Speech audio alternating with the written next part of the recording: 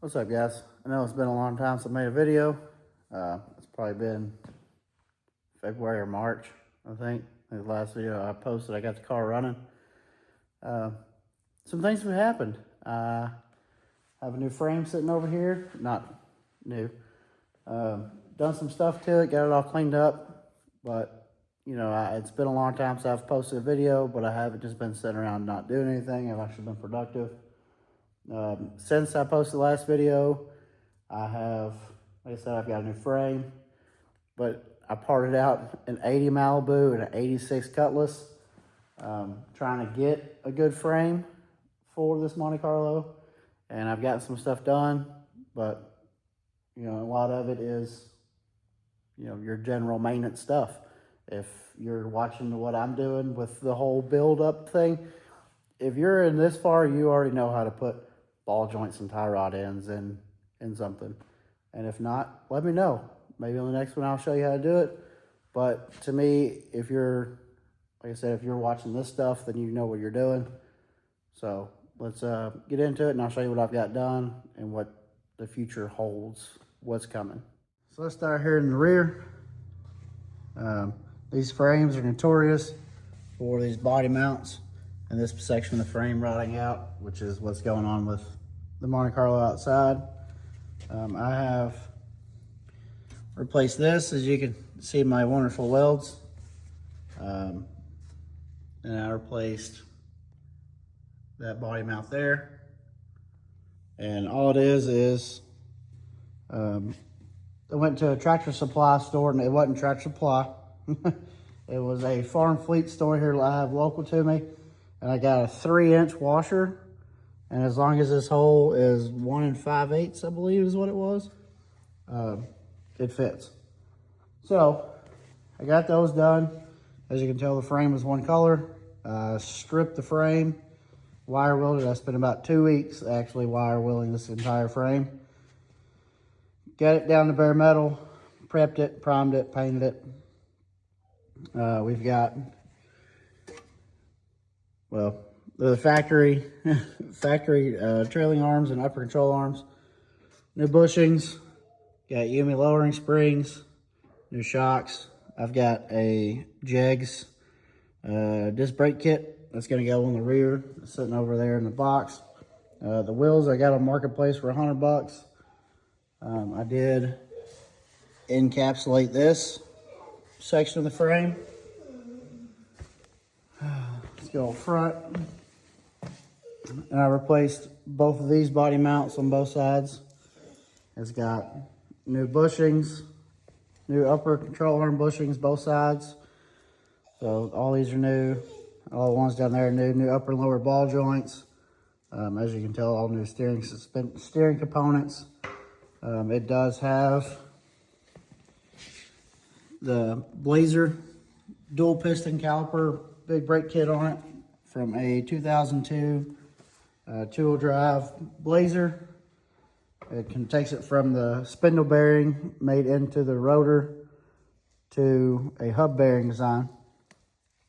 I did bite the bullet and buy the Holley LO swap kit for these. It came with motor mounts, transmission cross member, came with all the mounts, urethane bushings, everything. So over here is my brake kit.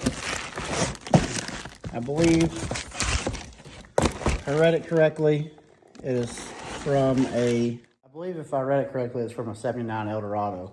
So I should be able to get parts for it. I have heard people putting the disc brake kit off of a Blazer or S10 on these 7.5s. On the rear, I didn't know nothing about it whenever I started this endeavor. So I bought the $650 brake kit off Jegs. Wish I would have known that. I, probably would have went that route. But this is a forever car for me. This is, I'm going to do it the way that I want to do it, the way that's probably going to be more reliable. These wheels are just a cheap Facebook wheel I bought I bought some factory GTO wheels. It just had the 14s on it, and the brake kit won't. The Blazer front spindles and the brake kit that I bought won't fit with the 14-inch wheels. So, found a set of 06 GTO stock wheels for $100 on Marketplace. No problem. Guy wanted the stock wheels for these wheels off his GTO, and to be honest, I think he got the better end of the deal. These wheels are destroyed. I spent about 4.5 hours with like 4 different types of iron remover spray trying to get these wheels cleaned up a little bit. But at the end of the day, they are rollers for me. They're not the final wheels that's going to be on this car. But yeah, that's my update. You know, it's not a lot. It doesn't seem like it's a lot, but there's been a lot of work to get done. It's just one of those that it takes time. It takes time and money, and I got little of either. So I think in the next video that I try to get out, I'm going to try to test fit the motor and transmission in here. I'm not a big fan of this transmission cross member. So this transmission cross member is the Hooker Blackheart LS swap cross member for a G-body for a 4L60E, but I'm not a fan of it because the instructions aren't very good. And from the way the instructions are worded, it looks like that singular bolt is all that holds the side. I mean, there's nothing there. So I'm probably gonna make something to go there, but that's just been a little update.